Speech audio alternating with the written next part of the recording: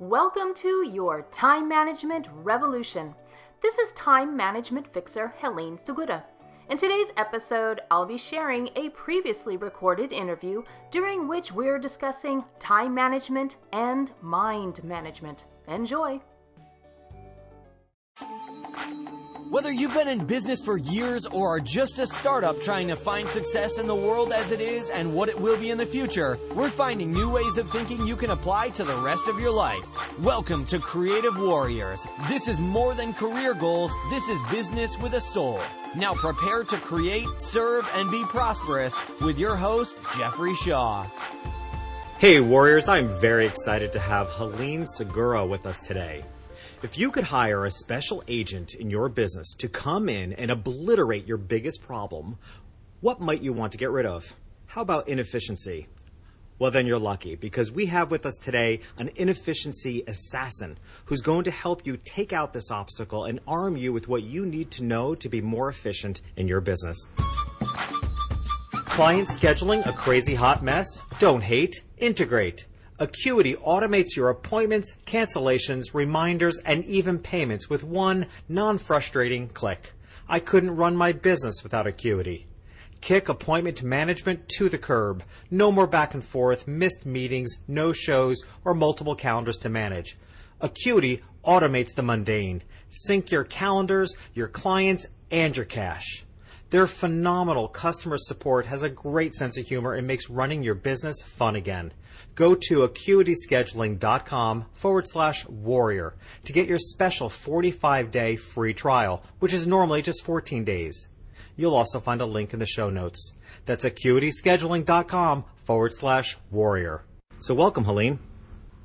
Thank you very much, Jeffrey. I'm excited to be here. Well, I'm thrilled to have you, and we're going to make this as efficient a podcast episode as we can. So before we dive in, I want to tell everyone a little bit more about your background. So do you want to wake up 10 years from now and think, I wish I'd lived a little more instead of worked around the clock? Helene Segura doesn't want that for you either. That's why she tells her time what to do and teaches busy professionals how to do the same by slaying lost time. The author of 2 Amazon best-selling books, her latest being Inefficiency Assassin, Time Management Tactics for Working Smarter, Not Longer. Helene has also been the featured productivity expert in more than 100 media interviews, including publications such as U.S. News and World Report and Money Magazine, as on Fox, CBS, ABC, and NBC affiliates. During her time management keynotes and workshops, she shares her mind-bending framework for decreasing interruptions, distractions, and procrastination so that you can spend more time generating revenue. Who doesn't want that? So before we dive in, Helene, here in Creative Warriors, we're all about the handing down of wisdom. So perhaps you can start us off by sharing with us a best piece of advice you ever received, maybe a meaningful quote, or even a favorite book that you would offer to inspire us and tell us why. It's actually an incident that affected the rest of my life. This happened back when I was a sophomore in college, so it's well over 20 years ago. And I was introduced to a federal agent, a retired agent, because that's the field I'd wanted to go into. And as I sat there in his apartment asking him questions about his career, I realized how cold and empty everything was. And I asked him about his life, and he said, in his quest to make it to the top, to never say no to any request in order to support his family, he actually lost his family. They left him because of all the time that he spent away from them. And that's had a huge impact on my life. And so I realized that it's important to get as far as you can in your career, but at the same time, you need to maintain that balance of whatever's important to you in your personal life. I love it. Such a great lesson we all need to hear. And I have to say, I love how you brought your love for, and your desire to be a secret agent into your work. The whole assassin secret agent part of the book. So thank you for that. That just made the book even more entertaining. So, while your work is really, it is about time management. Of course, that's part of the subtitle. It's also much broader than that. It's about being efficient. What are some of the other components of being efficient in addition to time management? Because there's so much more. Right. It actually is about more than just your calendar or your watch or your app. Being more efficient has to do with the broader picture that you have of your life. It's creating clarity and understanding what's most important to you in your personal life and what is most important in your career. What are those goals that you're trying to achieve? Because when you have that kind of clarity, you'll be able to focus much more in both your work life and in your personal life, and that's what will make you more efficient. In fact, that's kind of the beginning of the framework you provide, which, again, you keeping with the theme of Secret Agent, you call it CIA, which is C for clarity, I for implement, structure and flow, and A for assemble your team. So you touched on clarity. I don't know if you want to say more about that, but I really want to talk about this framework because I think this sets the stage for the book and then also for ourselves, how we can be more efficient. So C for clarity, if you want to say more about that, but then we can move on to also I, which is implement, structure, and flow, and assemble your team. So tell us about those things. Well, we start off with creating clarity because, as I mentioned, that's absolutely key. You can learn how to use all of these different apps on your devices, but in the end, if you don't have the clarity, then you don't know when you need to implement what you can with those apps. So that's why it's vital to understand your priorities, set measurable goals, and then also reflect with power. Because so many of us will think about everything we didn't do during the day, and that really brings us down. Instead, we need to start with what we did accomplish, no matter how big or small, so we can celebrate those wins. Time management truly is all about mind management. And then we move into the I in CIA, which is implement, structure, and flow. It's really important that you have structure in your day. But at the same time, because we are not robots and because we deal with humans and technology, stuff happens. And we need to be able to go with the flow and flip-flop our time blocks around and manage and readjust whenever something gets in our way. And so in that section, I talk about the 5 key components of every workday, which I'm sure we're going to dive into later, but it has to do with both time and physical space and electronic communications. And then the A in CIA is for assemble your team. Unless you live in a vacuum or a silo and you never interact with anyone, unless you live that way, it's really important that you have some kind of outside help for both your personal life and your work life.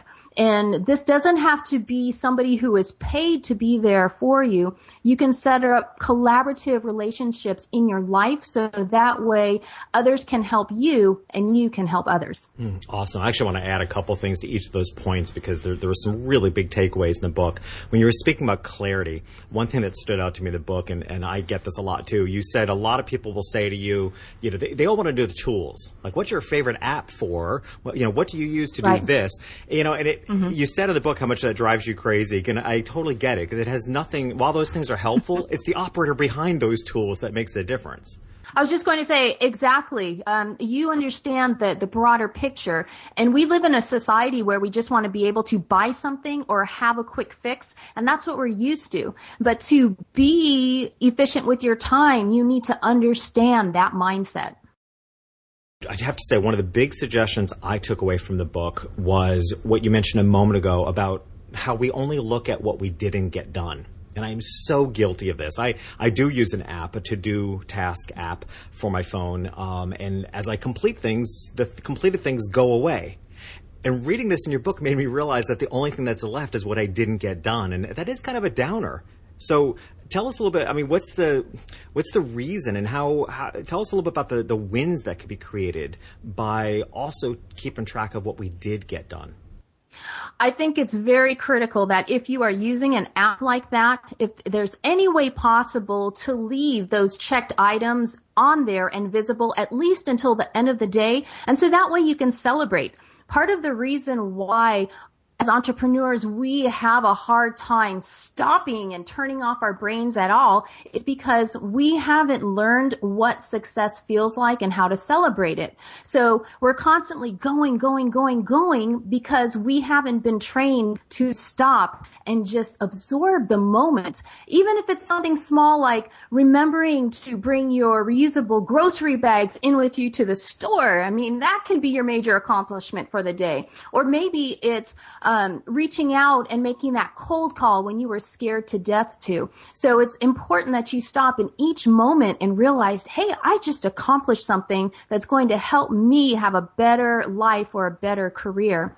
And so that's why it's absolutely vital to reflect either throughout the day as you're making your accomplishments or at the very least at the end of the day. Stop and begin your reflection with, what did I accomplish today? Because that is so motivational, and that's what keeps us going and spirited into the next day. Yeah, I couldn't agree with you more. I think it puts a spin on the notion of success breeds success. Like, I've mentioned this before on the show that I always thought success breeds success, meaning, if you have money to invest and you make more money. But, in more important ways, it is that feeling of success. So it's not just all the drudgery of the day. It's giving yourself those opportunities. And I took an immediate action step after reading this in your book and changed the preference on the app so that it does leave. It just strikes out the item as I complete it. I had it set to go away because I'm a neat freak. But I wasn't celebrating the small wins. That's a great suggestion. The other point in the book that I think is worth diving into a little bit more is the I in CIA, which is to implement structure and flow, because in some ways those seem like conflicting ideas. So how is it not? I mean, because structure can seem, like I said, we're almost robotic, and yet you want structure to create flow. So explain that to us more. Right. So instead of being opposites that don't attract, I think of it as balance. So you need to have some kind of structure, some kind of schedule, some kind of plan for the day. Even my most creative clients, the biggest artists that I work with who are so anti-structure because they think it'll take away their creativity, they start to realize how much more time they have for creativity when they have some kind of structure. So that's why it's important to have a plan. However, you can't be so structured. I don't know if you remember the TV show Monk with Tony Shalhoub. He was a detective with OCD, and he had this set structure minute by minute throughout the day. And if anybody threw a wrench into that, then he just had a hissy fit. So we don't want to be so structured that if we need to change, we just fall apart. And that's where the flow comes in. So just like any area of your life, it's important to have balance. So we need to be both aggressive to get what we want, but then also peaceful so that we don't go over the edge. It's the same thing with structure and flow. We want to have that plan for the day. At the same time, we need to be willing to go with the flow when things don't work out as we've planned. Yeah, I loved this suggestion. I think it's really important for creative warriors because when you create structure, you actually create space. That's how I refer to it. I refer to it as like making space, almost as if you're on the beach and you carve out space in the beach and how the water can flow in. It's like when you create space by structure, you actually create more flow. And I know it's not a concept, as you said, that a lot of creatives might know about or think about initially because we're a little bit anti-structure. But I think that was a really good point to how you married the two. It's a really nice blend. I also loved your idea to take stock, maybe once a week. You offered as a practice of reflection. But what I thought was really particularly interesting is that you suggest how to take reflection in a particular order. And the order you suggest is to look at your wins, to look at your lessons learned, look at the glitches and adjustments you need to make. So I was intrigued by why that order and why is taking reflection important in the first place. I think taking reflection is important because if you don't stop and examine where you've been, then it's really hard to make a better decision about where you want to go and how to get there. There are important lessons that we can learn in what we do right, as well as what we don't do quite right. And I start off with the wins because it's extremely important to me to start off with something positive. When I started my coaching and consulting career 10 years ago, when I would walk in and ask a client, how are things going? They would always start with what was going wrong. And that was definitely not a good way to start off. And so I discovered that if I started with the positive, they were much more open to examining the things that did not go quite right. As opposed to dwelling on the negative, we learned lessons from the negative.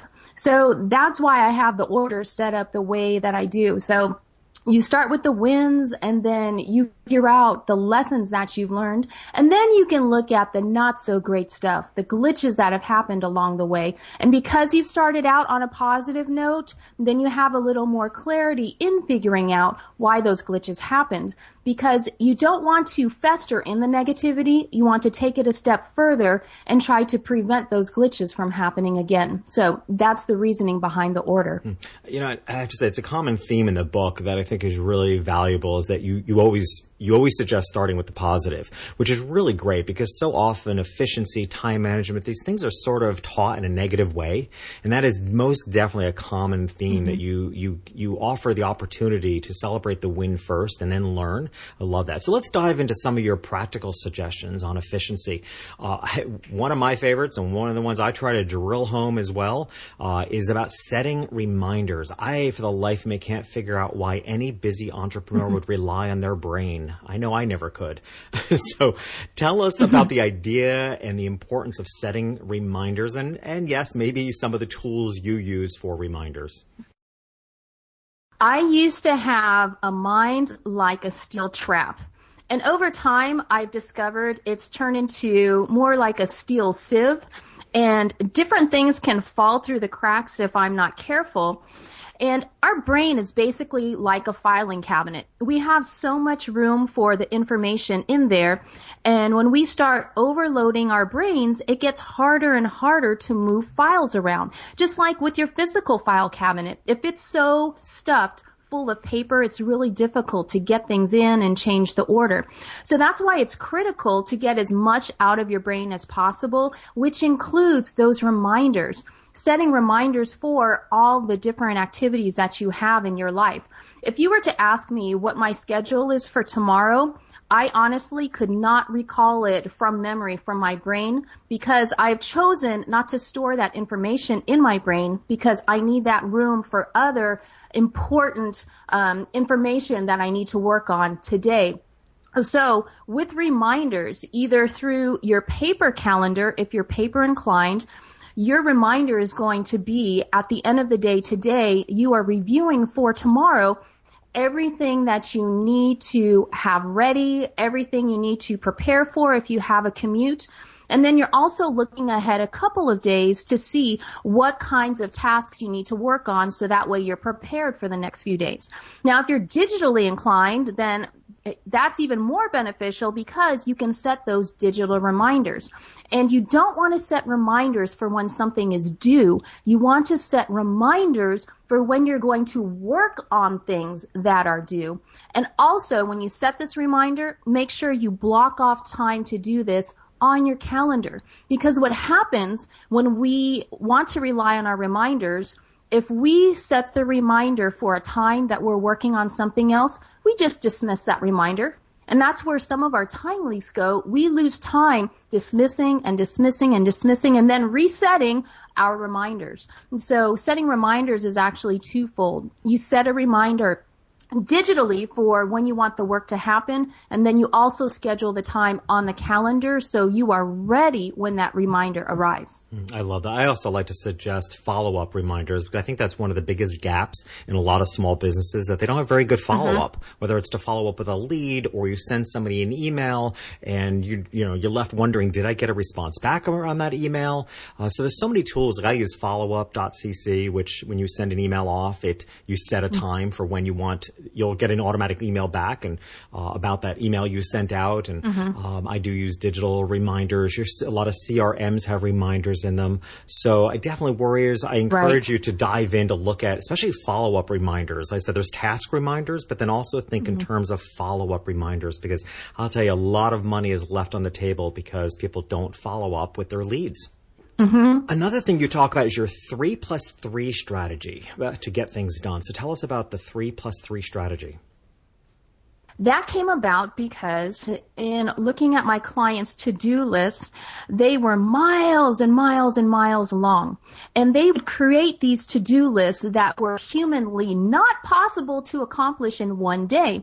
And when they got to the end of the day and they saw, quote unquote, only a few things crossed off, and they instead concentrated on everything that they couldn't get done, it was demoralizing.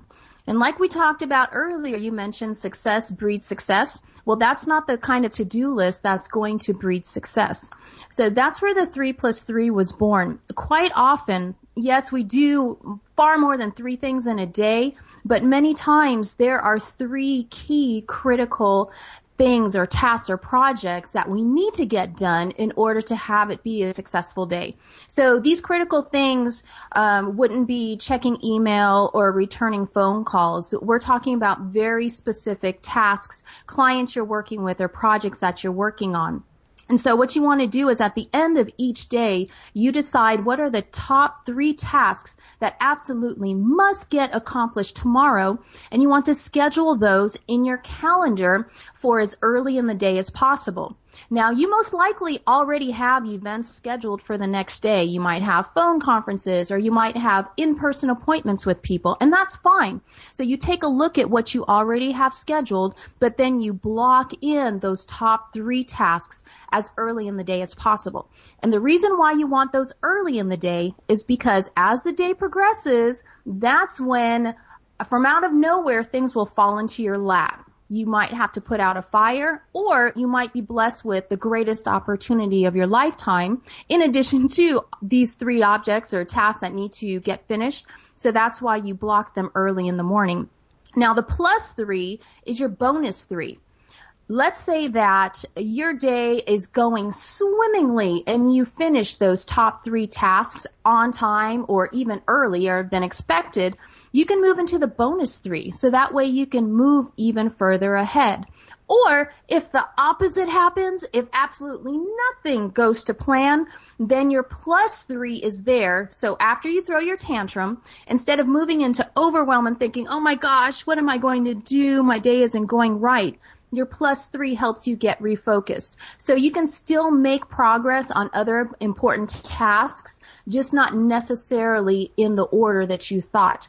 And at the end of the day, when you see that your top 3 are crossed off, success breeds success. You'll be more motivated to carry on into the next day. Yeah, I have to say one of the other suggestions you offer in the book, which kind of breaks this down even further, which I really liked, and I definitely took to heart, is to choose your top 3 revenue-generating things and your top 3 work tasks. Particularly a lot of entrepreneurs, resistant to sales, all the activities that are revenue generating. I think that's really important advice so that you don't just do the work tasks, but what are 3 top revenue generating things you can do each day? Love that suggestion. So a lot of, this is speaking a lot about priorities. And again, one of your other suggestions, and I'd love for you to tell us the importance of it. It seems obvious, but I think people need to hear it, is to keep your priorities in view. Right? Because often we do this work in, Evernote. We might do it on a note. We do these things kind of behind the scenes. We make our priority lists and then we don't look at it again. And I love the idea of making the priorities in view. So tell us about the importance of that. Usually when we think about our priorities, it's because we are asked about them. So we bring them out of our subconscious in the back of our brains into the forefronts of our brains, and now we're fully cognizant of them. But the problem is, unless somebody asks us about our priorities, they're usually just resting in the back of our brains. And when we need to make a decision about how we're going to use our time, we don't think of our priorities because they're back in our subconscious. So that's why it's very critical to have both your personal priorities and your work priorities posted where you can view them. If you're paper inclined, they can be taped on a sheet of paper right on your computer screen. Or if you're digitally inclined, they are somewhere that you can reach with one tap on your device so you can view them. And you want them there so that way whenever you are approached about using your time or you come up with some idea that's going to take time, you can look at those priorities and ask yourself, is work on this going to support my personal priorities or my business priorities? And that will help you figure out what are the biggest priorities to work on. Okay, excellent. So, as I said at the top of the show, your work is actually much more about time management, although it's all interconnected. So, but you also talk about suggestions about how to set up your workspace. So tell us, what are some of your top suggestions on setting up one's office or your workspace? I encourage my clients to have as clear a space as possible. And this doesn't mean that it has to look perfect like in a magazine, and it certainly won't look like a museum because you still have to use the space. But I encourage them to move their piles out of there as much as possible because those piles subconsciously affect us. When we look at them, we think, oh my gosh, there's still so much left to do. Or we look at them and say, hey, that's one more thing you haven't done. That's another thing you haven't done. There's still another thing you haven't done.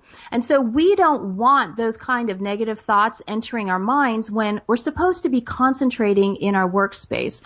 And so that's why we develop file systems, either digitally or paper or both, so we can clear out those piles of papers.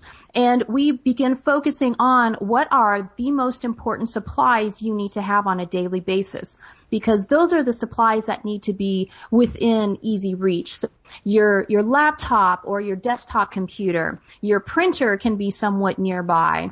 And you have these situated in a way that you can stand if you need to work while standing, or you can sit down and move around your office.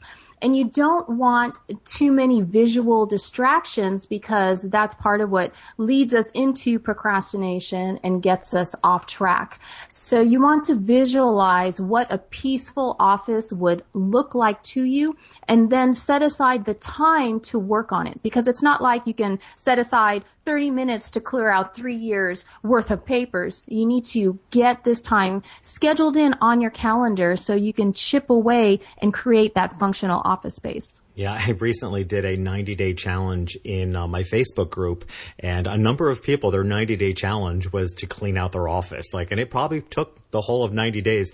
I mentioned earlier, I'm a complete neat freak and as organized as well. And people ask, how do you get so much done? And that is one of my primary answers. Well, because I lose no time putting my fingers on things. Except I have to say, your suggestion to have your supplies, like office supplies, laid out by frequency of use, I have to say that even as a very organized person, that stood out to me, because I'm thinking, yeah, one should never lose time looking for a paperclip.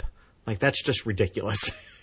But that is where I'm guilty. Amen. Yeah. Amen. But that is where I'm guilty. One of the other things you offer a suggestion, which I think is really important for our road warriors, as a lot of us are. A lot of us are nomadic and on the road. You say to have triplicates, which almost seems like, it's going against being efficient, but it's not. So tell us about having triplicates.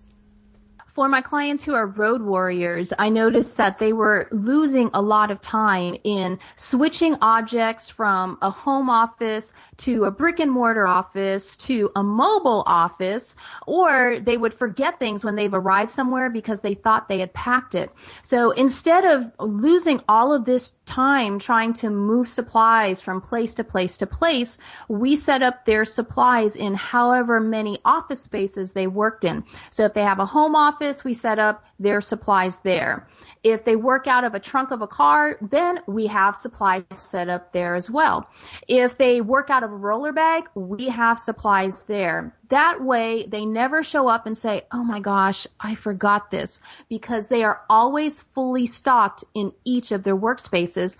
And that just saves an incredible amount of time. Yeah, I have to say, I finally got this message some time ago, and I travel a lot, and I realized how ridiculous it is to pack bathroom supplies, to pack, chargers for our electronic devices. Just have multiples. So I have, multiples of all bathroom supplies already packed in the bag, multiples of chargers, in the car, in the backpack, in the office, in the suitcase. These things they're not typically very expensive. And boy, the amount of time you can save by having multiples, if you're inclined to be somebody who's a road warrior or nomadic, I think that's really important. So and then you also offer some great tips on managing the people around us, the people in person and the people electronically, especially electronically. So tell us about some of your suggestions to manage interruption and distraction.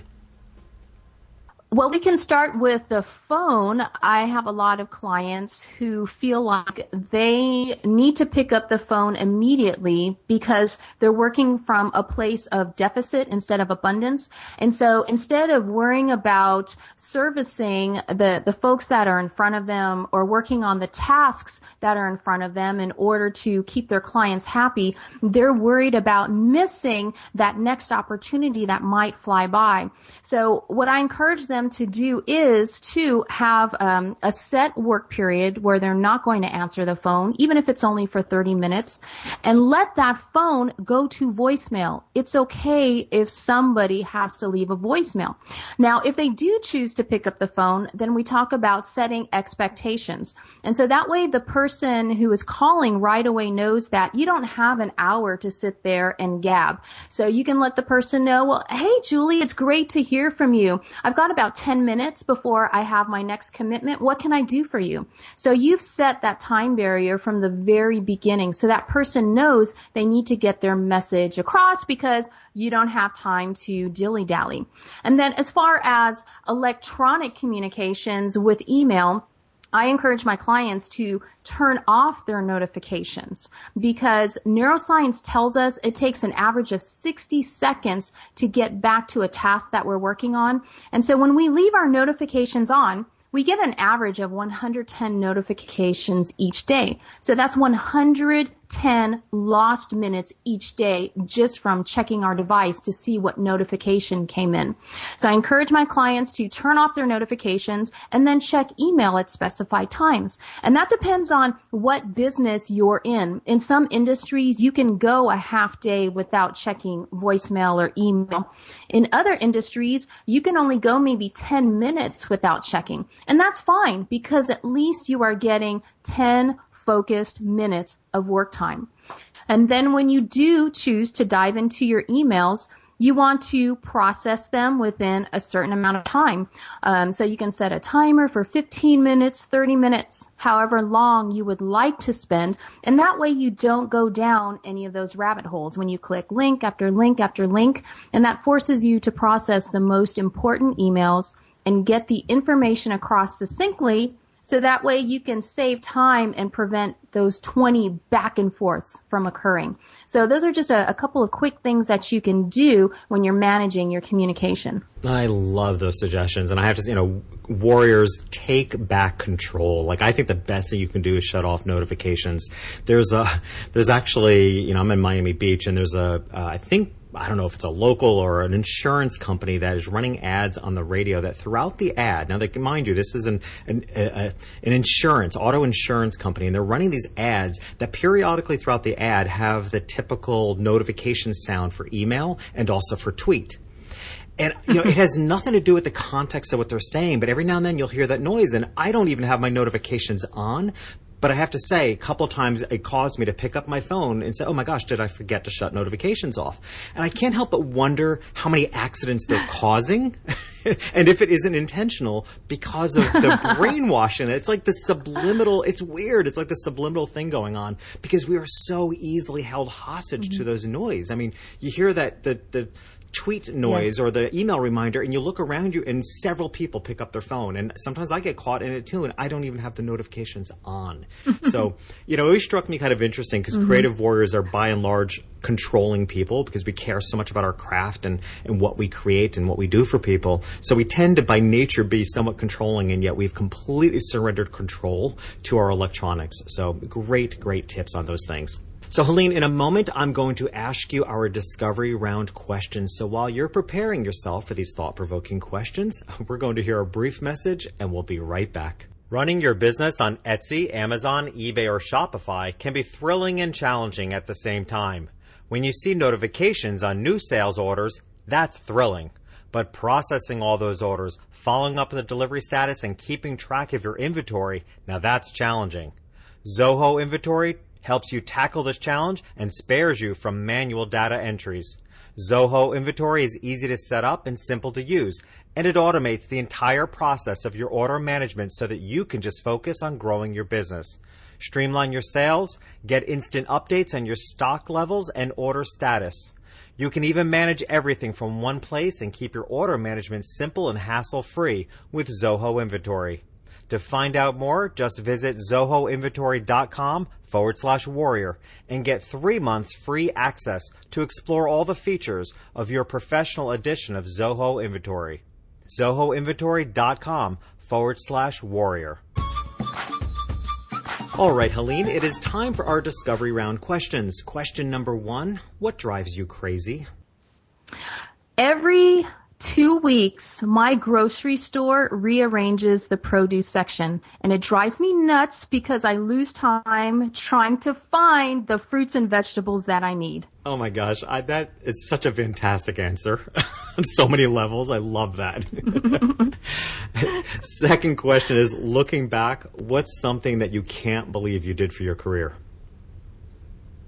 I cannot believe that back in 2004, I quit my teaching job, which was a steady paycheck with great benefits, and I quit to live the life of an entrepreneur, and I've never looked back. Awesome. And it's obviously gone very well for you, so I'm glad you took the risk. Third question, is there something in common in everything that inspires you? There is, and the best way to say it is that it makes my heart smile. And whether it's something bad that's happened and good has come out of it, or it's something that's exciting, that inspiration that I feel is because my heart is just so happy it's smiling wide. I love that. It's something you can feel and you know. I love that. So our last discovery round question is, imagine you were sitting around a campfire and out of the darkness appears your greatest enemy, which does not have to be a person. What inner warrior inside yourself do you call upon and why? I actually call upon 2 warriors, and I'm really big about balance, as you may have figured out while conducting this interview. I would call on my inner athlete warrior. I was an athlete in high school and college, and I was very competitive on the field, a kamikaze, and had no fear. And so I would call up my athletic warrior so I would have no fear. I would also call up my Zen warrior to make sure that even though I'm operating in a zone of no fear, I'm doing it from a place of peace, so that way I have balance moving forward against my enemy. I love it makes sense. I love the balance that you set up even in that. That's great. So Helene has been so generous to offer us a productivity Kickstarter kit. So you're going to want to hop on over to creativewarriorsunite.com for links to everything that was mentioned today, as well as Helene's gift. And while you're there, be sure to join our Creative Warriors Facebook group, because we're awesome and have a good time and we help each other out. And if you want to take the first step to unleash the creative warrior in you to propel your business forward, take the Creative Warrior Assessment. Simply text CW Quiz to the number 33444. You'll also find a link in the show notes. So Helene, thank you so much for being here and helping us learn to be more efficient. It was a pleasure, Jeffrey. Thank you. Thank you. So that's it for now, warriors. Let's go out, create, serve, and be prosperous. Thanks for joining us for another episode of Creative Warriors. Make sure you visit our website, creativewarriorsunite.com, for more information on our online coaching program, The Creative Warrior Unleashed, to provide you with practical action steps to achieve your goals. We look forward to seeing you next time. So until then, create, serve, and be prosperous.